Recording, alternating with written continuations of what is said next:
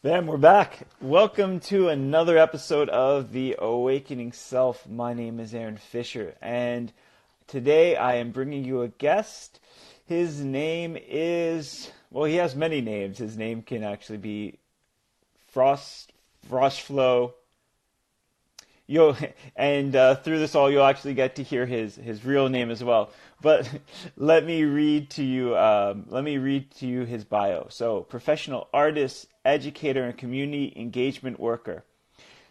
He has been a practitioner and advocate of hip hop culture since 1998. He is the founder of the world-renowned group ILLUSIONZ, hip hop art collective based in the Greater Toronto area of Ontario, Canada, and expanded internationally to Taiwan, South Korea, and Japan. Frost's signature style of the b-boying came across in his social contributions, using a distinct hip-hop style of pedagogy that emphasizes grassroots movement and social agency through artistic cultural expression. Frost shares knowledge about health, well-being, and self-empowerment. Through continual effort and inspiration, Frost represents a definitive essence of his craft, while bridging generations and unification and progressive education. He is a national ambassador, local leader, and supporter of many grassroots initiatives, including the World Project, Behavior Arts Festival, Rhyme and Let Go Expo, and Share Our Spirits. Storytime Japan, the hub. Frost has over a decade of working experience with organizations such as Unity, Charity, and Blueprint for Life as a senior staff, and currently the owner of his own art educational platform known as Full Step Saga. So, without a further ado, let me introduce to you.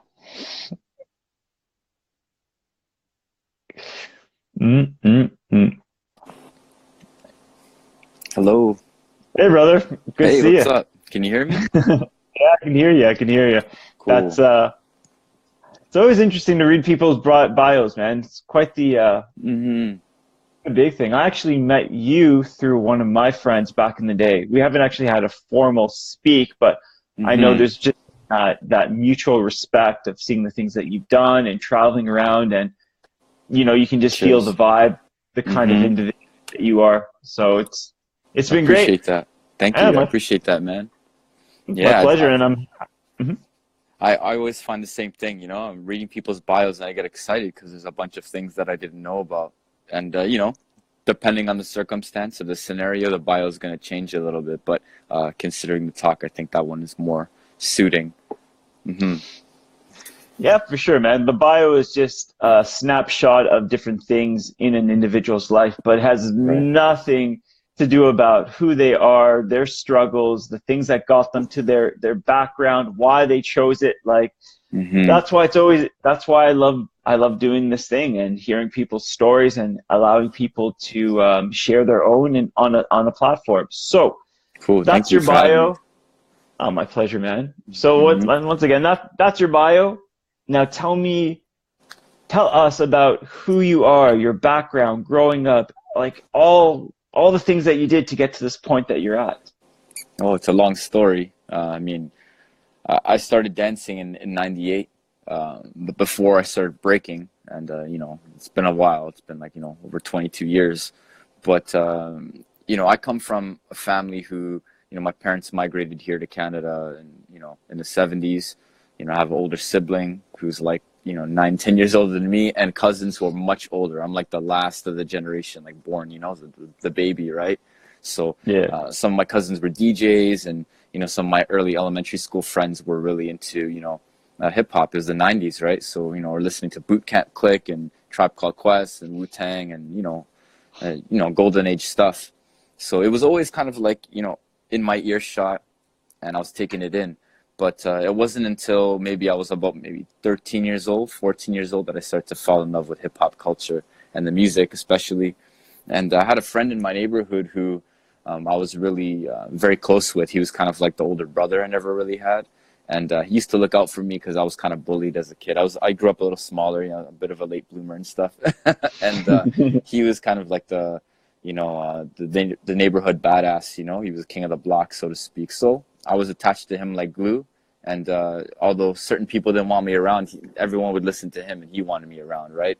How that's significant is by the time I was 14 years old and he was kind of 16, a lot of local, how can I say it, neighborhood gang groups kind of wanted him to be in their ranks because, you know, he was 16, 5'11", size 11 shoes, big fist, love to fight, big heart, you know, like a local, kind of like a leader, potential, right?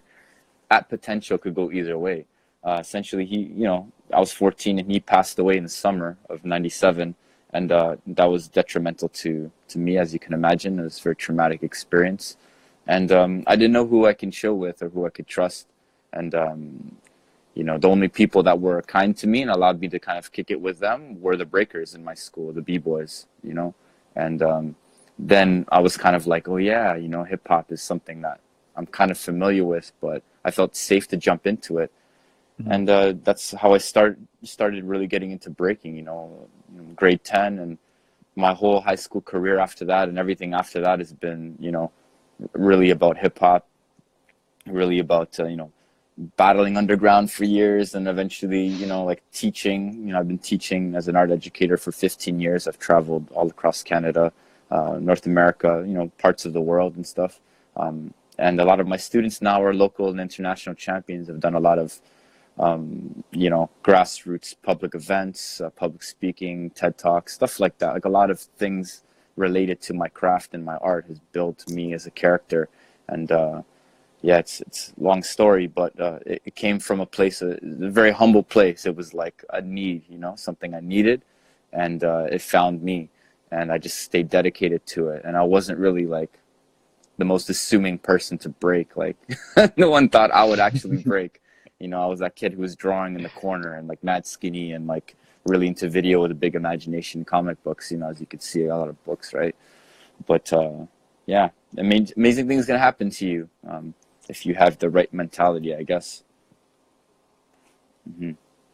Yeah, for sure. Especially if, you know, kind of growing up, I can hear like some parts of your story that like there's certain individuals where you're growing up, it's, you know, it's, yeah, we're blessed in a lot of ways, but we're kind of hanging out with certain kinds of individuals that, you know, parents wouldn't want us to normally hang out with, you know.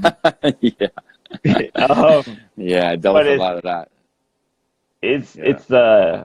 it's the way that I went down to as well, right? I went down that avenue as well. So it's like, you know, you went through this avenue of growing up with certain individuals. What kept you from going further down those paths? What was it?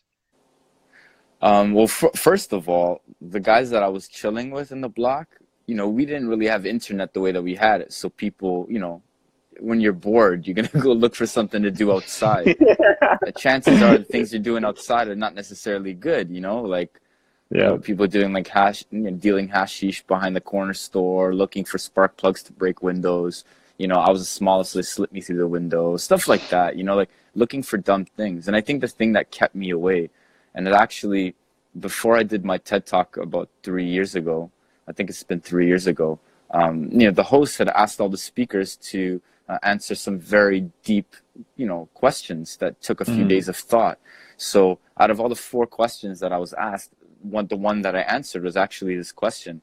And I think what really partially compelled me to kind of change the way I was thinking about things was I had a conversation with my parents, and they just straight up asked me, like, you know, what are you doing? You know, we know you're staying up till like 2 in the morning, 1 in the morning, and you're doing things that you shouldn't. And we know that you're, you know, feeling a certain way. And I said, I don't know, I just want to fit in.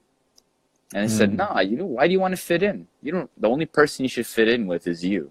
And I, you know, you have an argument with your parents, but they say something compelling, you're going to be like taking it in, right? So I took that in, and I just focused mostly on just finding whatever it is that I could do to be myself. I knew that I myself, will, you know, was and am a creative person, and I appreciate art, I appreciate culture, I appreciate, you know, things that I've never seen before, you know, to produce things I've never seen or heard. And I just tried to focus on building myself and building my own agency and kind of reclaiming whatever it is that I thought I was, but also at the same time create make myself, you know. So that really helped me, and just being part of you know, a new group of people who were really focused on doing something or having fun doing it, you know. And you know, I had to sometimes skip school, or you know, find ways to just meet people in Mississauga and battle people randomly that I never knew, but just to make friends, or you know, make rivals or whatever. But it was more this social interaction, this kind of reflection, this sort of you know, personal evaluation and external evaluation of this journey that we're all going on, and we're all trying to find pieces of a puzzle that we have no idea we're getting into. And there was no teachers the same way. I mean, not locally. I mean, I know Benzo from Bag of Chicks was kind of teaching, but I wasn't taught. We learned right on the cement, you know, on the school tiles, trial and error. So, you know, the fact that I invested so much time, and I was investing time with people, that was kind of like really what kept me focused on doing what I was doing, because I didn't have time to mess around. I had to figure out what I was doing because I loved it, you know, and I needed it. Yeah. That's cool. So one of the things I want to say is, and ask you is, so Brene Brown, you know, very amazing author. She's a shame researcher, and she came up with this. One of the things that she said was, you know, the difference between fitting in and belonging. So she said that fitting in will take you down a path that will make you feel tired and will make you feel as if you need to be something that you're not, versus belonging just makes you feel like you can just be yourself. So after you said that to your parents about fitting in, how and where did you find yourself starting to belong? Good question. Nice comment too. I know I start to feel like I was belonging somewhere when, you know, I was going to school at 7 in the morning every day and dancing by myself for half an hour and waiting for, you know, my old friend, Takashi Kuno, who kind of started to teach me from the jump. And he was my peer, same age. And whenever we would all congregate, and it was kind of like, you know, I felt accepted as part of, you know, what we were doing. And they were better than me, but they just accepted the fact that I was there, and you know, they valued my presence, right? So that sense of feeling belonging.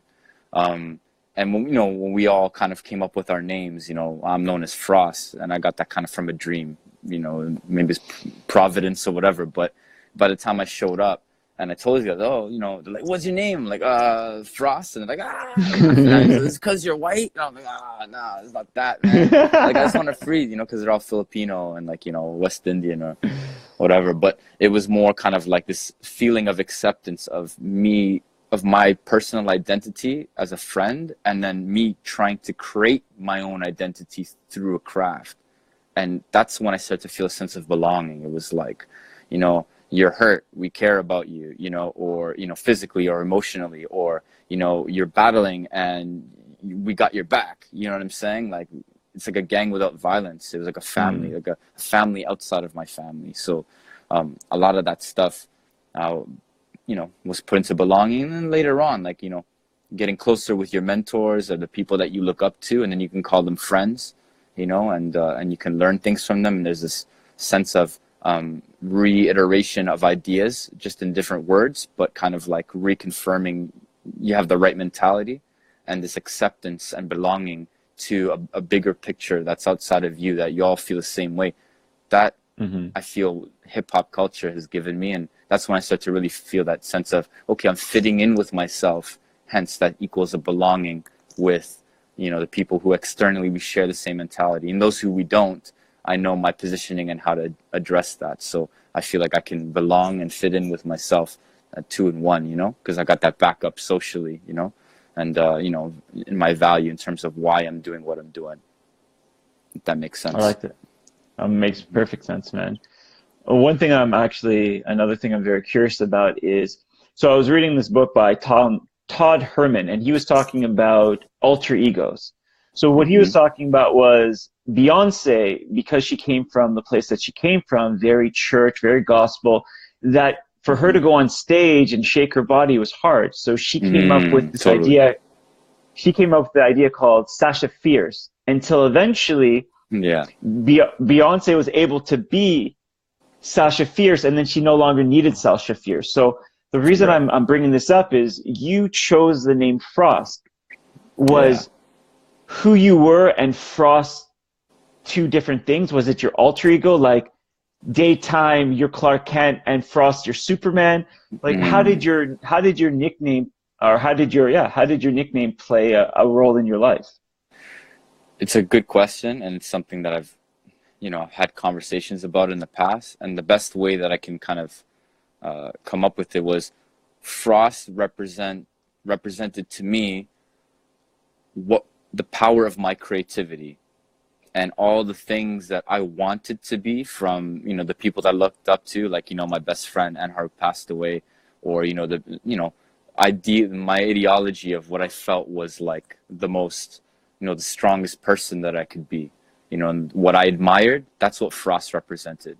So it was kind Mm, of like, that gave me, in some sense, it was an alter ego that fueled my passion, but at the same time, it encouraged me to bring whatever was inside and put it forth. And it wasn't necessarily all good things. It was a lot of aggressive things too, and a lot of painful things that were coming out of me. So, sometimes early on in my breaking, like, if I'm battling for real. So sometimes people would be mm, like thrown off because, I'd be really aggressive, but it's not an act, like I'm not faking the funk. Like it's a real thing I'm trying to get out of me. And I think that it started as that, and then eventually, this idea of Frost is an acronym. It's a furious representation offering style themes, and that I never knew that. acronym, That's cool.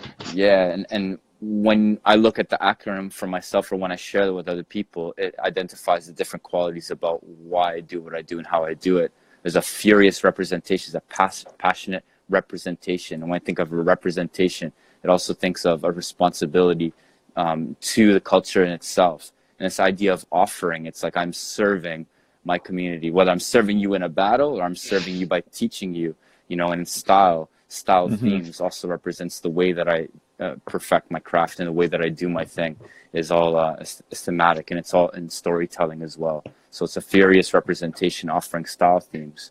And the thing is, sometimes people have names and it's an alter ego. Like you said, Beyonce needed that to put that out the same way, in the 90s, Bono needed to take Mr. McFisto to kind of put out Yeah, some yeah. message in the world, right?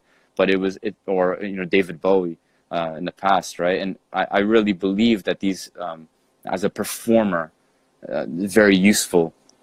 And eventually, Frost turned into FrostFlow because it represents the Mm, accumulation of water in a state of transition. So it's going from, like, something that is malleable and fluid to something that is solid. But whatever's solid and gets set is beautiful shapes and patterns that are infinite and you can't predict them. It's nature. So FrostFlow, eventually Frostalino, Marcelino, and Frost. It was me coming to terms with, okay, a bunch of people know me now, but they don't know me as an individual. There's this romanticized idea when we look at people who we look up to, or people that we could admire, and how they are as individuals, as people. So it was, that can often bring about like an identity crisis, or not knowing where to kind of settle that stuff down, to the point where if I introduce myself and I say, oh well, my name is Marcelino or Marcel, I'm comfortable with who it is that I am. But sometimes in the past, I meet a perfect stranger outside of the context of my dance. Like, my name is Frost, and they look at you like, really? And I'm like, yeah, for real, that's my name. You got a problem with that? And that's not the kind of energy that you want to put out. So as an individual, as a human, it's like you have to learn how to grow and understand the time and place for everything. So for me, hmm. my name, this idea of having a name, has been pretty instrumental in how I represent myself and finding the way to be in general. For Yeah, good sure. question. I like the way you talked about it, because the way that we use our names predicts the way that we actually see our outlook in life. It's just like, you Mm. know, Aaron can't do this. He's not good, but Fisher, because that's my last name. Well, he's that kid that used to be the fun guy that used to go out. So Fisher's Hmm. going to show up tonight. But it's like I don't believe that your alter ego is something that's fake. I believe it's not like you're trying to fake it till you make it. I believe like no, Hmm. it's like sometimes you need to believe it until you achieve it. Like I believe that Hmm. in your heart you know you can be this, but right now we need to create an alter ego to gain that Yeah, strength so we can get there. And it's just like, totally. they did it. they did a test with kids. They gave them a lock that couldn't be opened. And one group of kids just, they're like, all right, try to open this lock. And the next group of kids, they're like, open this lock, but as somebody that you admire. And one kid's like, I'm Batman. And the amount of, right? And the amount of time he spent on the lock was longer because in his head, he's like, Batman doesn't give up. So he's teaching himself that kind of stuff, that kind of ideas. That's right. So I thought, that's right. Yeah, like 100%. But was there ever a time where you became only Frost and you didn't become the other person? Yeah. And that wasn't necessarily good, you know? It's like, you know, the times where I was just considering myself Frost outside of the context of where that is useful, in fact, was detrimental because it ruined relationships I had with certain people, whether it was like, you know, personal ones or even with myself, you know, is like, you know, okay, wait a minute, who am I right now? Am I just one aspect of myself? You know, no, we as individuals, human beings, we are, our personality, our psychology has many different aspects. So for me, it was, you know, you have to, I think Jordan Peterson actually talks about this a lot, is like, you got to kind of go through the dark to understand the light about yourself. And actually maybe that's somebody else, but I know that he's talking a lot about that right now. And I believe that, you know, I had to go through that, you know. There's an ugliness that I had to face inside of myself that was more about what I felt had happened to me, and come into terms with traumatic experiences that I wouldn't otherwise, you know, pay attention to. And I'm like, oh, that's why I was behaving that manner. Or that's why that fire came out of me when I really, really needed it, you know. It's more of that personal reflection, and it's not enough to know something, we have to apply it, right? So it's like, okay, now that I know it, how am I going to fix that, or how am I going to apply it, and what does that name mean to me right now, you know? There's another name that eventually I acquired, and it's called staff, and that's you know, style, technique, attitude, flavor, foundation. And staff is also a very powerful it's a powerful tool, you know, as a weapon, and it's also a symbol of leadership. And I feel that kind of was given upon, I didn't look for leadership kind of found me, right? So B-Boy Staff, was the acronym of staff, is also a different way that I represent myself and my thing, because sometimes I want to get away from the expectation of what Frost is, or the way Frost represents, right? So I can relate to that for sure. Yeah, I think it's really cool, because sometimes we feel like, I don't want to be this person anymore. It's like, but it's just like, but the limitation of being one thing when you have the limited possibilities of being everything is possibly there. It's just like, you have the choice to change and to become and to do the things that you want to do in this life, but you have to let go of the label. You have to let go of, that's right. Right? Because we get so caught into just like, well, everybody thinks I'm this and I'm that. It's just like, well, what do you think? What do you want to be? Become that little kid. Go to the park. Take that stick and create that universe and that world, and get muddy and have fun. Create, like, get back into that, in that mind. Like, you know, some of the things I say to people is like, honestly, stop adulting, man. Like, like you're creating too many issues on the fact that, like, you're not an adult. An adult is an illusion. You're a kid. You have possibilities. You can do whatever you want, and you can change. So the next thing I want to talk about with you is, was there a particular moment or multiple moments, I like to call them awakening moments, like where things kind of shifted and changed in your life and took you down a different path? Is there, are there any that you could share? Yeah, from my recollection, I mean, there's so many in my personal life. I haven't really lived a very conventional life as an artist of 20-odd years. And I mean, I only recently got more of a normal job, you know, just to kind of, you know, build on my own thing. At the same time, I own my company. But before that, it was like straight up dance and art practice 24 hours a day for 15 years. You know, that's my only line of work, and doing my thing. But I think some of the biggest awakenings that I had were, you know, had a lot to do with my interpersonal relationships with people who were very close, you know, like ex-partners, you know, having, you know, being in a romantic relationship with somebody, you really learn about yourself. You know, there's one person I can think particularly in the past, you know, she's now still a good friend of mine. Her name is Adrian. She really like schooled me in certain ways of thinking.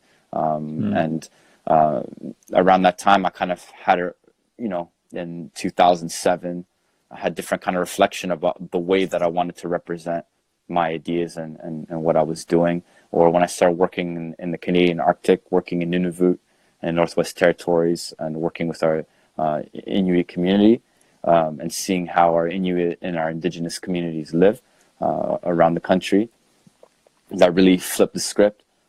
Getting more in touch with our indigenous ways of thinking and indigenous ways of knowing locally, as a Canadian, as a Canadian, it really kind of was another awakening moment for me. And how I was more awakened in that respect was finding a harmony between myself, nature, and the people around me, and why it is I'm doing what I'm doing. You know, for whatever reason, I've been kind of given this path, and I gravitate towards it. And sometimes, realistically, in my moments, I'm like, man, why me? Or why do I have to do this? Or, you know, why am I going through this? And I'm sure everyone has that moment, but, you know, you're given a particular cross to carry or a burden to bear, whatever you want to say it. So for me, I'm like, okay, well, you know, traveling a lot, you know, going to Japan, going to Korea, that flipped my wig like a lot. You know, I've been to Japan like maybe, you know, 6-7 times now. My wife is from Japan, in fact. So I think really the people that I've met cross-culturally were always part of that awakening moment, is my reflection of myself through these people, you know, them reiterating to me what they see inside of me and how my life is contributing to theirs, has always been an awakening moment for me, to be like, oh, wow, okay, so this is my impact on you. Whether it's been positive or negative as a human being, I'm like, okay, well, I'm always striving to exceed and to seek to, you know, go past my threshold into the unknown. And oftentimes, you know, you can do that, and you need solitude to do that. But I feel through the experience and relationship of people, you really find that stuff. And I think that's why, you know, we're all here. So. So one of the things I'm kind of curious to know about, because you were talking about this, do you believe things in our lives are given to us in the sense like it's predetermined, or do you believe it's something that we choose? Because you used the word given a couple times. Yeah, I think it's both in my belief system. I think it's a fine concoction of something that we're not meant to fully understand until we pass away. You know, to think that we could fully comprehend the Creator's work, you know, or whatever it is that you believe. If you have a belief of any sort, you know, you're not fully supposed to understand, but I believe it's like dancing to the music. You are following the music and you're composing the music at the same time. It's both.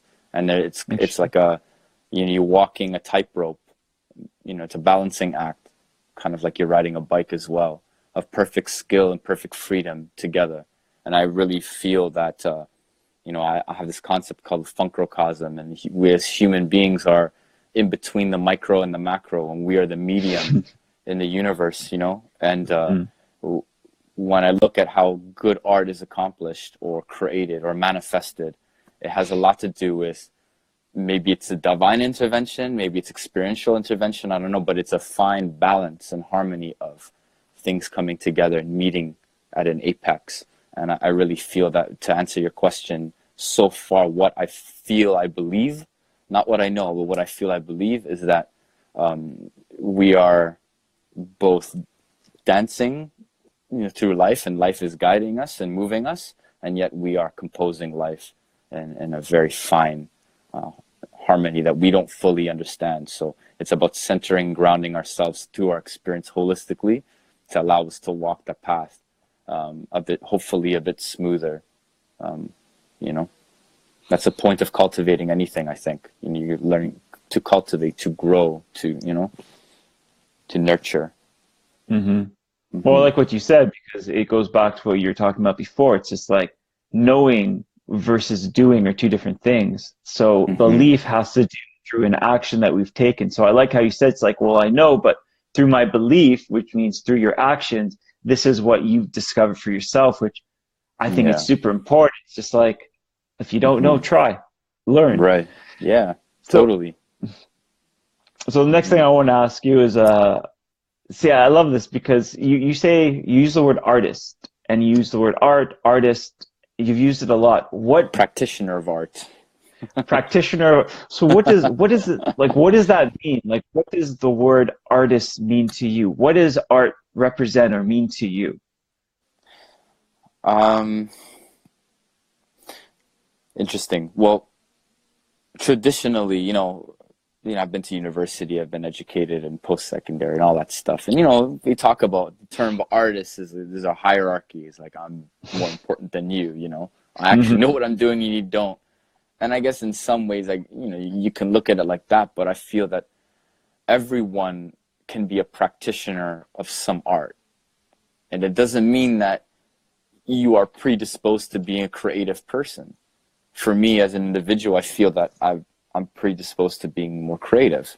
Whether it's a blessing or a curse to me, it's a double-edged sword. But I feel that regardless, you might be the most conservative, right person on the right, but you may have something that you do with whatever it is that you do in a very creative way that appeals to you and has more maybe a functionality, more efficiency, whatever.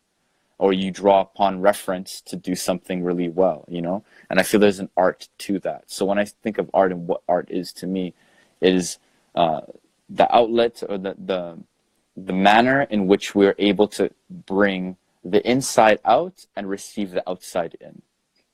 And we're negotiating that consistently. And it takes practice and cultivation and training in order to accurately express and convey oneself honestly. And that's something Bruce Lee talks a lot about. And he was, one of mankind's greatest artists, and he was a philosopher as well. And I truly believe that to express oneself honestly is one of the most difficult things we can do.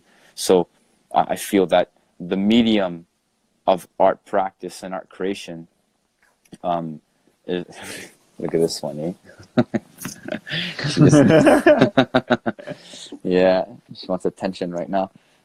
I just honestly feel that it's a two-way street, and I feel that is whatever's working on the inside, it's the way to get out. And however we're taking things in, for us to fully digest it, make sense of it, and actually apply it in our lives is, I feel that's the use of art. That's why we all listen to music. That's why. Well, not everyone listens and loves music, but there's something to them that moves them, and it's tied in with the intricate things of us as human beings and how we operate emotionally, psychologically, spiritually, physically.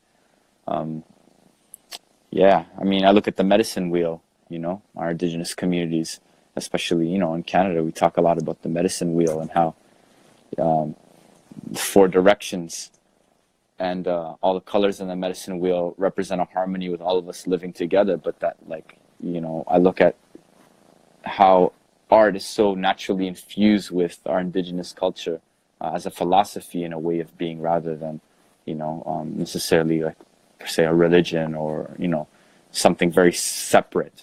What I'm trying to say is that it is infused naturally with how we do. Art practice is a natural thing that we are already. We are a living, breathing walk of living art, I don't know if that makes sense, but you know what I mean? I don't try not to have any separation, just like our breathing is a connection with maybe the divine, or with life itself, with nature itself. So there's no separation between those things. We want to keep them together, I don't know if that answers the question. But It does. The idea is art is life. Whether you're yeah. living, you're running, you're breathing, everything's a form of art. Hmm. One question. So Picasso said this, and I want to hear what you think about that. So Hmm. Picasso said, you must first learn all the rules and then break them. Break them. Yeah. Yeah, totally. You gotta, you have to understand the foundation in order to overstand it. Mm. You know what I'm saying? And it's like we can't necessarily contribute to the conversation if we're just reiterating everything that's already been said. We need to add to the conversation. That requires us to, move the parameters, move the walls a bit. But we have to know what those walls and dimensions are. You know what I'm saying? And without doing that, we're not really contributing to a conversation that is much older than us. And, you know, we are but a speck of dust in, you know, like the history of mankind or in the world. However, it's so interesting how a speck of dust or sand, grain of sand, can leave such a interesting little footprint that impacts other people. And that's this whole idea of, you know, a full step saga. It's, you know, an experience of you going full into something that's going to impact generations afterwards. You know what I'm saying? So I don't know if I'm kind of fully fleshing out my thoughts there, but yeah, this idea of a full step saga, I really feel is essential, and it's a big part of my life, more currently, more recently. But yeah, sorry, this one, she just got spayed, so she's all like trying to get my attention and everything. Oh, That's okay. Chitara. So when you're in the flow, let's go into like breakdancing. When you're let me go back and ask this. What does the word flow mean to you? Because you hear so many people talk about like athletes being in the state of flow, artists being in a state of flow, different individuals being in the state of flow. And in your name, you have FrostFlow. Right. So what does flow, like how would you express or explain flow to you, and how you feel it in your life? Flow is life. Flow is like living, embodiment. You know, when you think, like, look inside of your body, you got blood flowing, you know, your breathing is flowing, life is flowing, the earth is flowing through space. You know what I'm saying? Like, it's, to me, when I think of flow, I think of something unstatic. It's not dead, it's alive, it's moving, you know. And someone a long time ago, like, how can frost flow? Frost is a solid thing, you know? And I said, oh, you're funny. And I said, I was also told that, and I also understand that frost is kind of like is, you know, a result of a transition between, you know, the liquid into the solid. You know what I'm saying? And this when I say frost flow, again, I think of the accumulation of infinite shapes and patterns and the growth of that. And, you know, you look in the windshield in the morning if you're in a colder country, you know, or a colder climate, and you see those patterns, and this idea of flow is like, wow, you know, nature is alive. You know, there's this idea of life. And for me, how it applies in my name is like, you know, the acronym and all that stuff I mentioned, but this idea of, well, my art is alive, you know, it's not static, it's moving, and it's always ever changing, and it's infinite possibilities. So for me, I think in general, why flow is important is because it also reconciles this idea of something done with ease, something done that's natural, you know, something done that is reflective of the embodiment of life. So this planet is flowing, you know what I'm saying? So I think people find a lot of value to flow because they naturally identify it with something that is vibrant and has vitality, and that it, you know, morphs and changes and grows and shifts and adapts, you know. That's a nice thing. Yeah. Beautiful thing. I hear a lot of times when people talk about flow, they talk about they're finally catching up with themselves. They're finally catching up with their purpose. They're finally getting this. It's almost as if they've been living in the past or in the future. And sometimes when they're in the state of flow, that they've actually caught up to the present and they're fully engaged.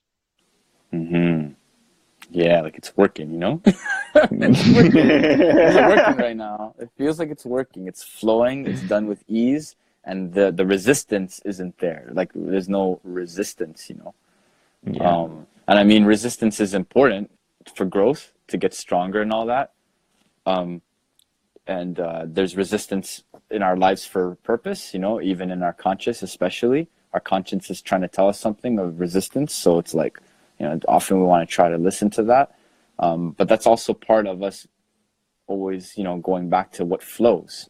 You know, when we're talking about breaking, specifically about breaking, you know, when you're doing your breaking right, it flows really well. And it looks to the outside eye as something that's very easy to do. That's easy. Oh, come on. I can spin on my back. I'm just moving his legs around. Yeah, right. Okay.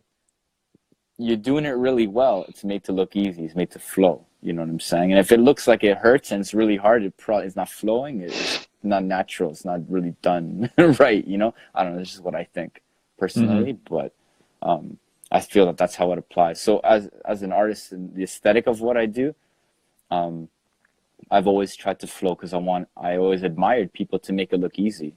And when I started breaking, I mean, I wasn't very good right away. I could hear music, maybe more, you know, more closely than some of my peers at the time. But really, it was my effort to be like, I want to flow, I want to look good, you know, I want my style to be dope. And, you know, as a 5'11", you know, man, that's pretty tall for a breaker. You know what I'm saying? Like a good height for breaking is like 5'6", 5'7". The center of gravity is like lower, you know?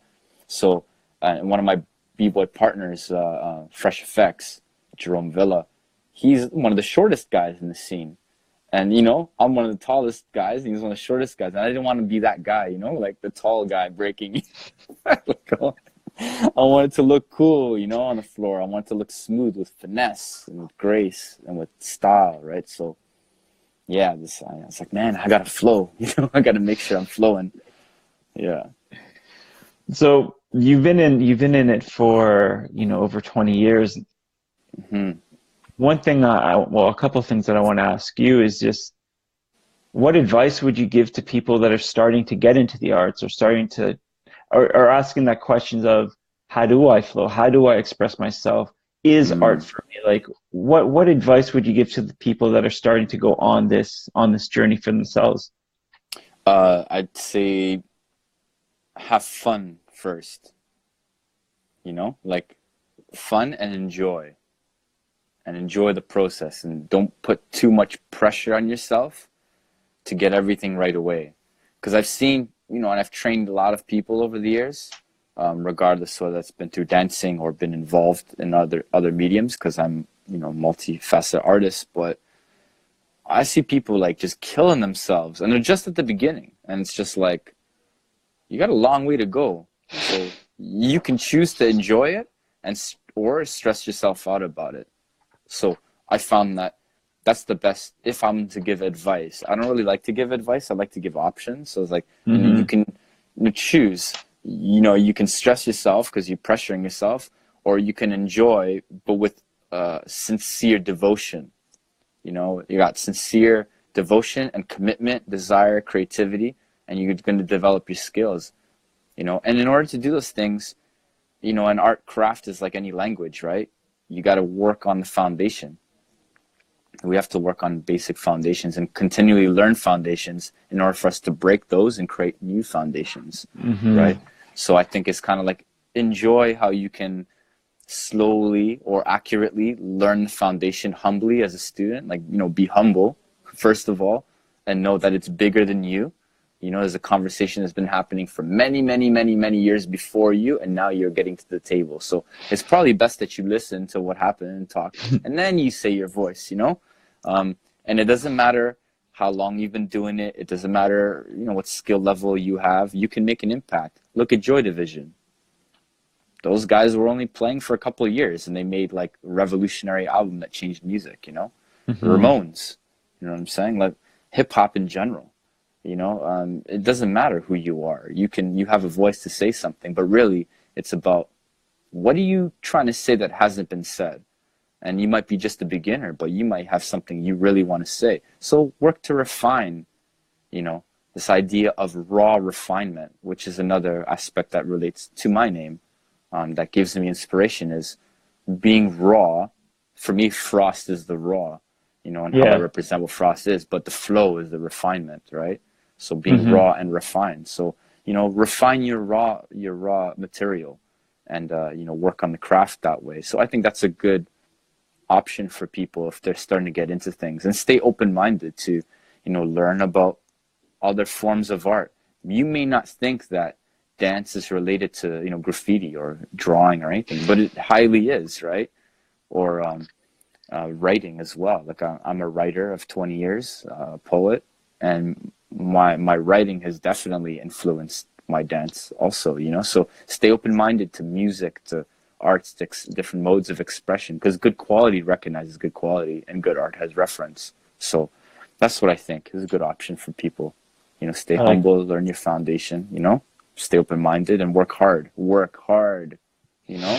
but work with enjoyment. You can work hard and still enjoy it, I think. mm-hmm. Yeah. I like that. So because we're running close to the end, let me ask you Cool. one last question. Sure. If you could say anything to your younger self, what would it be? Oh God. Every day I have those conversations, and it changes from day to day. I'd say to my younger self, things ain't gonna always stay the same. Don't take what you have for granted, and don't waste time. Stop wasting time.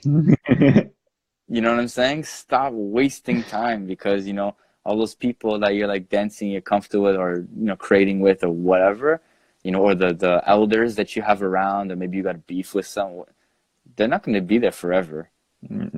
It's not. So that glory moment, you don't even realize it's a glory moment, a glory day, and it's gonna pass right by you, and then 10 years later, you're like back, shoot, I really miss when, I miss that person around, or I miss my rival. You know what I'm saying? Like, yeah. So I would say to myself, like, okay, I know you love this stuff. Get good at it, but also practice this stuff too, or spend a little bit more time doing that, getting rid of fear and just having more trust. So I would tell, like, young Frost or young Marcel to, trust, because I had no idea 20 years ago I'd be like traveling and, people would even want to hear what I have to say. Like this right now, I never imagined this would happen to me. Like I hoped in the privacy of my own room, and the pain of my affliction from things I experienced, I was always like, I really hope I want to make an impact. And here I am 20 years later. So I'm just you, if you're watching this, I'm you, so whatever you manifest in your mind, you practice. Sounds cliche, but it's kind of like you're working towards that. Every day you're working towards that. So, I wrote this song recently. It's called When Foresight Meets Hindsight. And the idea behind that is literally, you're starting to look ahead in your life. And what's going to help you look ahead is like looking back. And when that fine point, when they meet in between each other, that's the place that you want to be. When foresight meets hindsight, it's an interesting conversation when they first meet each other, that they have. Because they're both related, two sides of the same coin. So yeah, my advice, for that stuff is like, for myself is, don't take, it's good to take things seriously, but there's a time and a place to take things seriously and to be very patient, and always conduct yourself with integrity. I've tried my best to do that in my life. I failed sometimes, we all are human beings, but overall is that, don't waste time, practice really hard at what you're doing, and value who's around you and what's around you, good times and bad times too. So you're going through some heavy crap right now, something's bad in your life, you're going through that, and you're surviving the growing pains is what really, and then you're worthy. Survive the growing pains, 100%, man. You know what I'm saying? 100%. Yeah. The whole time thing is super important, and holding a grudge, and like not everybody's going to be around, and like that's such a fundamental thing. It's just like we tend to think that everything is forever, but it's just like it's not, and everything comes and it goes. People change, we grow, we learn. People we hate today end up passing away tomorrow, and like, oh, why did I even, that didn't even matter. Like, it's true. Like, it's true, man. I mean, like, there's people, some people right now who have, hard feelings towards slightly, and I'm a pretty forgiving, pretty agreeable person, I'd say, for the most part. But it's more about like, do we feel loved? Like, do you feel understood and accepted and loved? And it's like, usually that's the biggest problem, is people not feeling that on a variety of levels, regardless of the situation that's going on. It's like, you're upset at, you're upset at your boss. You're like, oh, my boss don't understand me. He's not, she or he is, or they are not like respecting me. You know what I'm saying? I'm not feeling that love. I'm not feeling that appreciation. I'm not feeling that acceptance. Naturally, that leads to a fear, you know, and that, like Yoda says, man, straight up, you know, fear leads to anger. Anger leads to hate, you know, that's a dark side, right? I don't know. Yep. So, But that's it. If you actually listen to people speaking, it's nothing about you and it's everything about them. It's just yeah, like, why did they lie to me? It's just like, because they're lying because they feel insecure. They don't feel like they have worth. They don't feel like they have value. yeah. It's just like, Or they're but afraid, you know? Yeah. yep, we're so close to be like, why would they do that to me? And being like, instead of being like, what's really going on with them? Something that I Mm, up because I'm like, why would you say that to me? When I was a kid, I'm like, oh, so we should probably fight. As an adult, it's just like, you probably just need a hug and some space. Let's talk over some tea, you know, like. yeah. Yeah. You know, I mean, I do also feel that certain people don't necessarily have the right vibration chemistry to mix with each other. Maybe for that point in time, they do not. Maybe in Yeah. the future, they will. But, you know, you're not, sounds funny, you're not supposed to get along with everybody, but you may not get along with everybody because that's a natural fact. And I think if we can also accept that, it allows us to kind of hold it and just kind of like let it go without any kind of like apprehension towards that. It's more like, whoa, okay, so we're just not meshing, but that's okay, you know? You know, 100%. good luck to you, and maybe I got to work on myself because I'm feeling ways about it, right? And That's if what you're, I think, yeah. yeah, and if your surroundings make you question if you're fitting in and belonging, then you got to start asking your question because you're right. There's people that I didn't get along with when I was a kid that they're my best friends now, and vice versa, Yeah, right? yeah, it's a We trip, all right? change, man. We don't have nothing has to be a certain way, but ask yourself what way you want it to be and start moving towards it. Because we Yeah, only have a couple of minutes left, I just want to just take a second and just kind of just acknowledge you for the individual that you are, the journey that you've been in, and how thank you've you. taken arts and you've actually taken your passion, your love for arts, and you've shared it with the world. You shared it with people. You know, you don't just do it for yourself, but you do it for others. You help lift other people. You help them to see a little more about, you know, it's not just me spinning on my head. It's about your world that you feel spinning on your head. And let's talk about that. So Mm, let's express it. And you know what I mean? There's so yeah, much more into it. So I just well want to put. acknowledge you and say, thank you, man. Thank you for Yeah, all that you do. thank you very much. It comes at a good time, so I really appreciate that. It comes at a time where, you know, I had a conversation with someone very close to me, and maybe it was kind of just the emotion talking, but you know, this person was kind of like, you know, the only thing that matters in this world is money. And I said, yo, money's highly important to do everything you got to do, but really, is that, you know, is money king? Is that the king? I don't know. Mm-mm. Was that the queen? I don't know about that because yeah, I think that love is, you know, personally, and we're all connected for a purpose. We're all moving with each other for a purpose. So I always felt that in my journey, for me to have been able to sustain what I've been doing had a lot to do with the fact that I was building with others and we were bringing each other up together. And that's kind of why, you know, I became and I am still community minded, and Mm. why I've felt there was so much importance and sacrificed a lot for it, regardless whether, you know, people brought that back to me or whatever, you know. I mean, it doesn't matter at all. I mean, sometimes it hurts, but that's not really, when I think about it, I'm like, well, I'm really doing it because I can remember a time where I wasn't allowed to break. You know, I'd be in school and the vice principal is threatening to, you know, suspend you, or you're getting physically manhandled by security in a mall for dancing. You know, like there's a lot of things Mm-hmm. going on in the world. You're going to bug someone for dancing, or people perpetuating stereotypes, you know, related to it. And I'm like, you're not accurately representing, you know, you're biting what's going on, and you're not really doing this right. So I felt like a certain way about that. So I wanted to do something about that. I didn't like the appropriation that was happening. So I appreciate you saying that to me. Thank you very much. And by you saying that to me, you're saying that to all the people that, you know, I'm cool with and the people that I look up to as well, which is, you know, when I'm sharing knowledge and when I'm presenting or demonstrating and stuff, all those people come through me, you know, they flow Mm-hmm. through me. We're all part of a bloodline of information that's being passed on. So thank you for saying that on behalf of not only myself, but, you know, the people that do what we do passionately and with, you know, with a lot of heart and with soul, you know, so thank you. Thanks a lot, man. Very Appreciate it, cool. brother. No So problem. before we go, where can people find you? You could find, I'm on social media. I mean, I'm right here on Instagram, FrostFlow. Mm-hmm. I have a website as well, and there's a new website being created for me, but it's Full Step Saga, Okay. full step, and then Saga, Saga, Saga, like a story, right?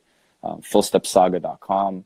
And yeah, I'm on YouTube, FrostFlow. If you remember my alias, I'm not that hard to find, so yeah, just hit me up anytime. If you want to book me for anything, let me know. I speak, I teach, perform, judge, you name it, a whole bunch of other things, produce events. Have a workshop happening if you're in the Mississauga area. It's next month, February 15th. It's with Mm-hmm. Studio of Purpose. So that's the Rhythm Workshop.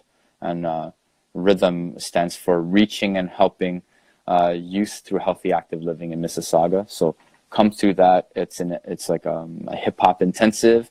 We watch footage, we talk, there's discourse there, and then we actually physically learn everything from the ground up. And it's such a great open level program for everybody. It's about $25 pre-register, $30 at the door. That's February 15th. You can check my Instagram. I'm going to be promoting it very soon. And then March 22nd at Living Arts Center, the Funkrocosm Saga Street Dance Summit, which I created 3 years ago. So we're doing another one, March 22nd, Living Arts Center. So you definitely don't want to miss that. It's like incredible. Yeah, so find me there. No problem. I'll make sure to take all the links and everything that you're saying and to put it into YouTube, the podcast, and everything that this will be posted Cool. on. And once again, man, I know it was last minute, so I just appreciate you wanting to be part of this and sharing your knowledge, your energy, and just your passion and your love. And yeah, No man, thank you problem. so much. Thank you, man. Thank everybody watching. A lot of people have been tuning in. It's pretty impressive. So, and you have a Yeah, good thing you're doing, and you got a lot of people hearing your voice, and you definitely have a voice that should be heard. So, thanks very much, and peace and love to everybody out there.